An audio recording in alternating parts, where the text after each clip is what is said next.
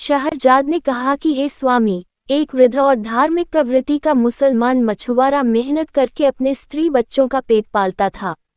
वह नियमित रूप से प्रतिदिन सवेरे ही उठकर नदी के किनारे जाता और 4 बार नदी में जाल फेंकता था। एक दिन सवेरे उठकर उसने नदी में जाल डाला।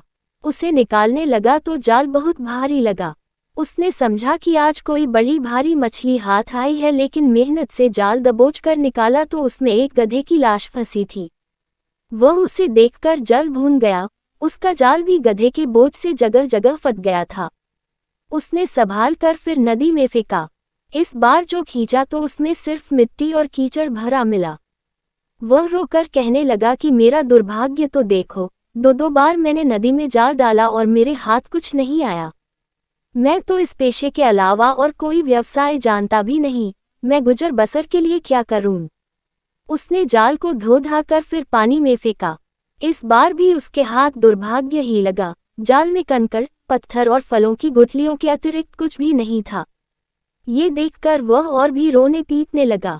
इतने में सवेरे का उजाला भी फैल गया था।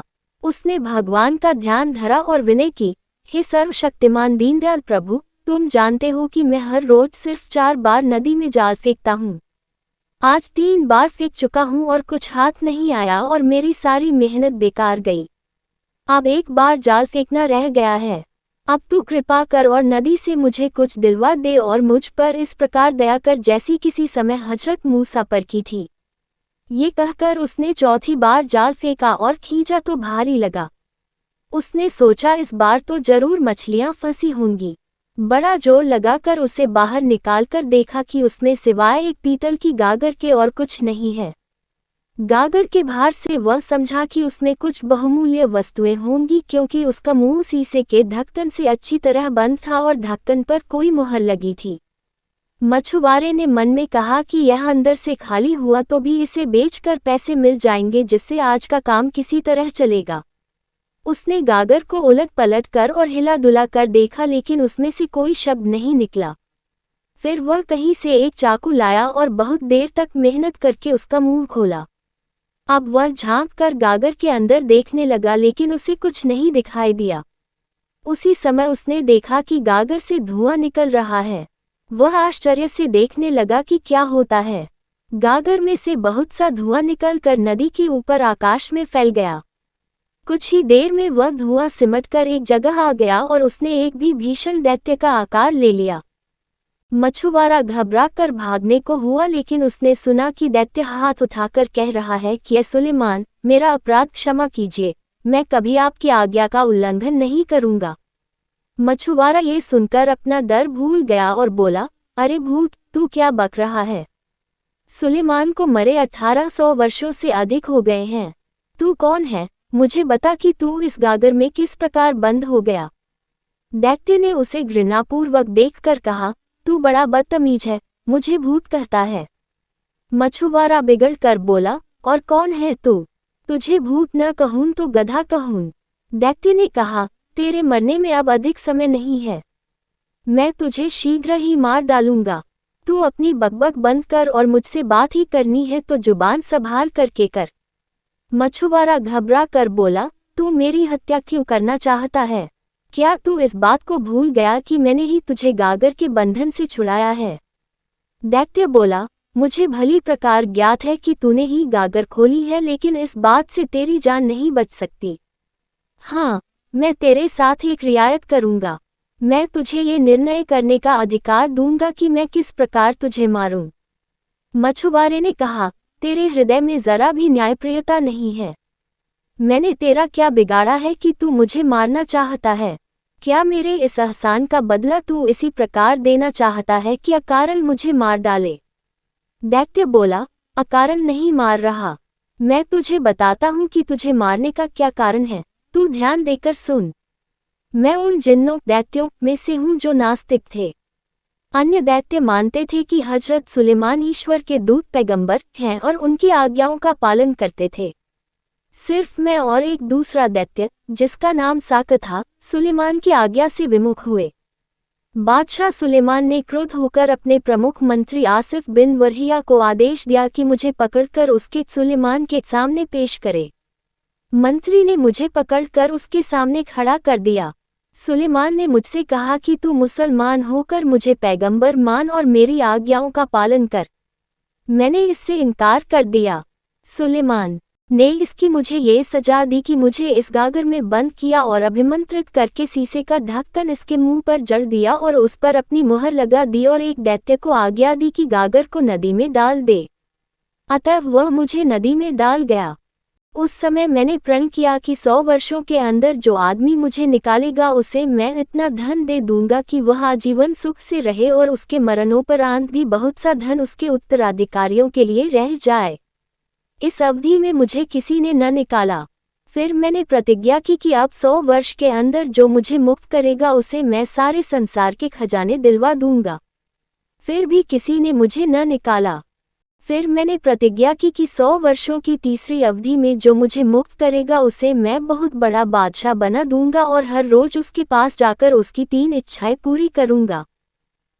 जब इस तीसरी अवधि में भी किसी ने मुझे न निकाला तो मुझे बड़ा क्रोध आया और उसी अवस्था में मैंने प्रण किया कि जो मुझे अब बाहर निकालेगा मैं अत्यंत क्रूरतापूर्वक उसके प्राण लूंगा। हाँ, उसके साथ इतनी रियायत करूंगा कि वह जिस प्रकार से मरना चाहेगा मैं उसे उसी प्रकार से मारूंगा। अब चूंकि तूने मेरी इस प्रतिज्ञा के बाद मुझे निकाला है इसीलिए अब तू बता कि तुझे किस प्रकार मारूं। मछुआरा ये सुनकर आश्चर्यचकित और भयभीत हुआ और सोचने लगा कि दुर्भाग्य ही मेरे पीछे पड़ गया है जो मैं भलाई करके उसके बदले मृत्युदंड पा रहा हूँ। वह गिड़गिड़ाकर दैत्य से बोला, भाई तुम अपनी प्रतिज्ञा भूल जाओ, मेरे छोटे छोटे बच्चों पर दया करो। यदि तुम्हारी समझ में मैंने कोई अपराध किया है तो भी मुझे क्षमा कर दो। क्या तुमने सुना नहीं कि जो दूसरों के अपराध क्षमा करता है ईश्वर उसके अपराध क्षमा करता है। दैत्य ने कहा, यह बातें रहने दे, मैं तुझे मारे बगैर नहीं रहूंगा, तू सिर्फ बता कि किस प्रकार मरना चाहता है। मछुआरा अब बहुत ही भयभीत हुआ क्योंकि उसने देखा कि दैत्य उसे मारने का हठ नहीं छोड़ रहा है। अपने स्त्री पुत्रों की याद करके वह अत्यंत दुखी हुआ। उसने एक बार फिर दैत्य का क्रोध शांत करने का प्रयत्न किया और उससे अनुनयपूर्वक कहा, हे दैत्यराज, मैंने तो तुम्हारे साथ इतनी भलाई की है, तुम इसके बदले मुझ पर दया भी नहीं कर सकते। दैत्य बोला, इसी भलाई करने के कारण तो तेरी जान जा रही है। मछुआरे ने फिर कहा, कितने आश्चर्य की बात है कि तुम अपने उपकारकर्ता के प्राण लेने पर तुले हो। यह मसल मशहूर है कि अगर कोई बुरों के साथ भलाई करता है तो उसका कुपरिणाम ही उठाता है। ये कहावत तुम्हारे ऊपर पूरी तरह लागू होती है। दैत्य ने कहा, तुम चाहे जितने सवाल जवाब करो और चाहे जितनी कहावतें कहो, मैं तो तुम्हारी जान लेने के प्रण से हटता नहीं। मछुआरे ने अंत में अपनी रक्षा का एक उपाय सोचा। वह दैत्य से बोला, अच्छा, अब मैं समझ गया कि तुम्हारे हाथ से मेरी जान नहीं बच सकती। यदि भगवान की यही इच्छा है तो मैं उसे प्रसन्नतापूर्वक स्वीकार करता हूँ। लेकिन मैं तुझे उसी पवित्र नाम की जिसे सुलेमान ने अपनी मुहर में खुदवाया था सौगंध देकर कहता हूँ कि जब तक मैं अपने मरने का तरीका सोचकर तय करूँ तुम मेरे एक प्रश्न का उत्तर दो। दैत्य इतनी बड़ी सौगंध से निरुपाय हो गया और कांपने सा लगा। उसने कहा, पूछ, क्या पूछना चाहता है, मैं तेरे प्रश्न का उत्तर दूंगा। मछुआरे ने कहा, मुझे तेरी किसी बात पर विश्वास नहीं होता। तू इतना विशालकाय प्राणी है, इतनी छोटी सी गागर में कैसे समा गया? तू झूठ बोलता है। दैत्य बोला, जिस पवित्र नाम की सौगंध तूने मुझे दिलाई है मैं उसकी साक्षी देकर कहता हूँ कि मैं उसी गागर में था। मछुआरे ने कहा, मुझे अब भी विश्वास नहीं है कि तू सच कहता है। इस गागर में तो तेरा एक पांव भी नहीं आएगा, तू पूरा का पूरा किस प्रकार इसमें समा गया? दैत्य ने कहा, क्या मेरे इतनी बड़ी सौगंध खाने से भी तुझे विश्वास नहीं आता? मछुआरा बोला, तेरे कसम खाने से क्या होता है? मैं तो तभी मानूंगा जब तुझे अपनी आंखों से गागर के अंदर देखूं और उसमें से आती हुई तेरी आवाज न सुनूं। ये सुनकर दैत्य फिर धुएं के रूप में परिवर्तित हो गया और सारी नदी पर फैल गया। फिर वह धुआं रूपी दैत्य एक स्थान पर इकट्ठा हो गया और धीरे धीरे गागर में जाने लगा। जब बाहर धुएं का नाम निशान न रहा तो गागर के अंदर से दैत्य की आवाज आई, अब तो तुझे मालूम हुआ कि मैं झूठ नहीं कहता था, इसी गागर में बंद था। मछुआरे ने इस बात का उत्तर न दिया। उसने गागर का ढकना, जिस पर सुलेमान की मुहर लगी हुई थी, गागर के मुंह पर रखा और उसे मजबूती से बंद कर दिया। फिर वह बोला, ओ दैत्य, अब तेरी बारी है कि तू गिड़गिड़ा कर मुझसे अपना अपराध क्षमा करने को कहे, या फिर मुझ ये बता कि तू स्वयं मेरे हाथ से किस प्रकार मरना चाहता है। नहीं, मेरे लिए तो यही उचित होगा कि मैं तुझे फिर इसी नदी में डाल दूं और नदी के तट पर घर बनाकर रहूं, और जो भी मछुआरा यहाँ जाल डालने आए उसे चेतावनी दे दिया करूं कि यहाँ एक गागर में एक महाभयंकर दैत्य बंद है, उसे कभी बाहर न निकालना, क्योंकि उसने प्रण किया है कि जो भी उसे बाहर निकालेगा उसके हाथ से मारा जाएगा। ये सुनकर दैत्य बहुत घबराया। उसने बहुत हाथ पांव मारे कि गागर से निकल आए, किंतु ये बात असंभव थी, क्योंकि गागर के मुंह पर सुलेमान की मुहर लगा हुआ ढकना था और उस मुहर के कारण यह विवश था। उसे क्रोध तो बहुत आया, किंतु उसने क्रोध पर नियंत्रण किया और अनुनयपूर्वक बोला, मछुआरे भाई, तुम कहीं मुझे फिर नदी में न डाल देना। तुम क्या मेरी बात सच समझते थे?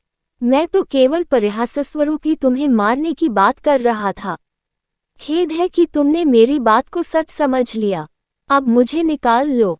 मछुआरे ने हंसकर कहा, क्यों भाई, जब तुम गागर के बाहर थे तब तो अपने को बड़ा शक्तिशाली दैत्य राज समझते थे और अकड़ते थे। अब क्या हुआ कि गागर के अंदर जाते ही अपने को बड़ा दीनहीन समझ रहे हो?